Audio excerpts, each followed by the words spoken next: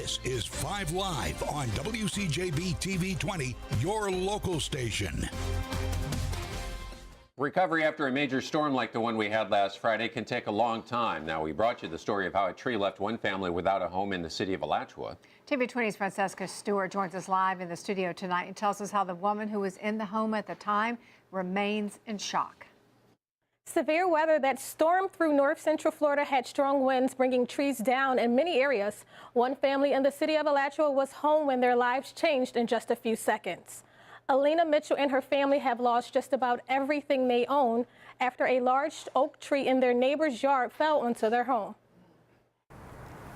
So I was just laying in bed, and it started raining, and there was a big gush of wind, and I heard a loud crack.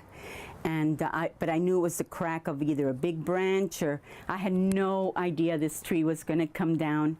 But before I knew it, I was, you know, the tree came through the room. 23 years is how long Mitchell says she's been building a life in this Alachua home, and that she's grateful that her nor her family was injured.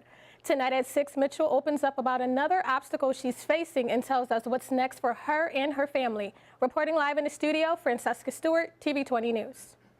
Let's take a look at the weather now, and let's hope that we don't have any more storms like that this weekend. It was busy earlier today, though, Bill. Yeah, after about 2 or 3 o'clock in the morning, a big line of storms moved on through, but it weakened quite a bit as it moved into north central Florida. For this evening, actually looking very nice, just partly cloudy skies. We'll see those temperatures actually just cool off slowly, around 76 by 8 o'clock into low 70s by 10 p.m. and quite a bit cooler as we head overnight tonight. You can see how those storms rolled on through. We're going to start the loop here about 11 o'clock or 12 last night, and you can see those storms racing on through, but weakening after they move through Cedar Key.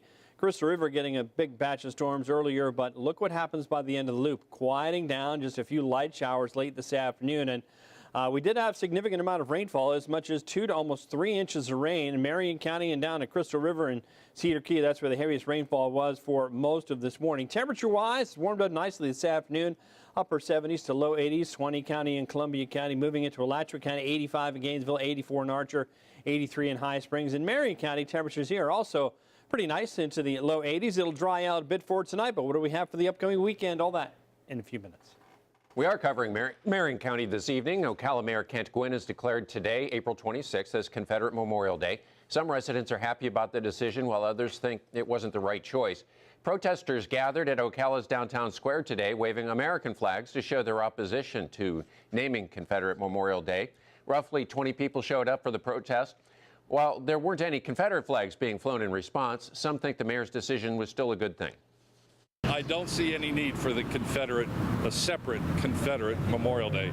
It in itself is a divisive message for our society. Today is the way Southerners mourn the loss of our ancestors. Vietnam wasn't my fight, neither was the Civil War, but I had family members that died there, so I'm always going to protect that. Florida already observes Confederate Memorial Day as a state holiday. Now, we reached out to Mayor Gwynn, but he was not available today for comment. In Levy County, the annual Williston Crab Fest kicks off this weekend. The event starts off with a block party tonight. Now, in the past, there has been some violence at the fest. TV 20's David Jones joins us live from Williston with updates on the security precautions that will be taken this year. Dave? Paige, Dave, the annual festival brings seafood vendors from around Florida and the Southeast here to Williston. And as you said, the festival kicking off tonight with a block party and running through the weekend. Earlier, we talked with the Levy County Sheriff's Office about precautions that they're taking to make sure everything goes smoothly. They told us that you can expect traffic around County Road 318 and alternate U.S. Highway 27 throughout the duration of the festival. Going back to 2013, 4 people were injured and 1 person was killed at Crab Fest. So coming up at 6, we're talking with Scott Tillman from the Levy County Sheriff's Office about what they're doing to make sure this year's festival stays safe. Of course, their big message is to come, enjoy the party, and just leave everything else at home. Reporting live in Williston, David Jones, TV 20 News. In Alachua County this evening, a City of Gainesville pilot program is gaining steam on the east end of town. The micro-transit bus service started in January to answer a lack of transportation options for working adults without vehicles. A cutaway bus can be called to come pick up people at home and drop them off at a bus stop or at the Rosa Parks bus station for free. A national study called The Last Mile, First Mile is the driving factor behind the program. is anybody that lives more than a quarter mile from a bus stop tends not to use public transportation. So we're eliminating that obstacle for people here locally on the east side of town. The service is only available for riders who live between Northeast 4th Place and Southeast 24th Avenue, but Chip Skinner says they may expand the service area. Each bus can be equipped and is equipped with handicap lifts. The service runs from 5:30 until 9 a.m. and then picks up again at 4 o'clock going until 8 p.m. 2 home health care businesses in North Central Florida are teaming up to bring awareness to Alzheimer's and dementia. Rivers Warming Touch and Altruism Home Health Care Agency are now holding Alzheimer and Dementia Educational Event. It will be tomorrow in Gainesville. The event offers resources and information for senior citizens and their families. Number one is just to have the awareness about the effectiveness of Alzheimer's and dementia, and also how families are dealing with it. There's a lot of families that need information as well as the help with their being the caregivers in their home. And the event will take place from 10 a.m. until 2 p.m. at the Tower Road Branch Library. The annual Pioneer Day Festival in High Springs is back this weekend for the 43rd year in a row. The festival features food and art vendors, live music, shootout reenactments, and a petting zoo for the kids. The whole downtown will be open as well, where there will be a car show, and the High Springs Brewery, which is set to open this summer, will offer samples. The festival will last from 9 a.m. to 5 p.m. on Saturday, 10 to 4 on Sunday at the James Paul Park behind City Hall.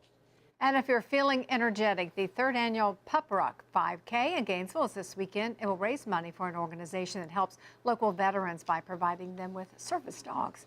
Service Dogs for Patriots train shelter dogs to help veterans deal with the challenges of returning to civilian life after 2 deployments in the Middle East. Jimmy Ritten found his service dog Cody through the organization. Service Dogs for Patriots pairs a shelter dog with a veteran battling PTSD, and we train the shelter dog and the veteran together. So Jimmy actually trained Cody with our assistance. I came home with a lot of anger, anxiety, depression. And since having Cody, he's changed my life where I can do more stuff with the family. Pup Rock will take place at Depot Park this Sunday. Participants can register on site at 9 a.m. For more information, go to our website at WCJB.com. When we come back, every year millions of people travel to the Sunshine State. Thanks to Governor DeSantis, it's looking like the tourism agency Visit Florida has been saved for at least 1 year. We'll explain why coming up when TV 20 News 5 Live returns.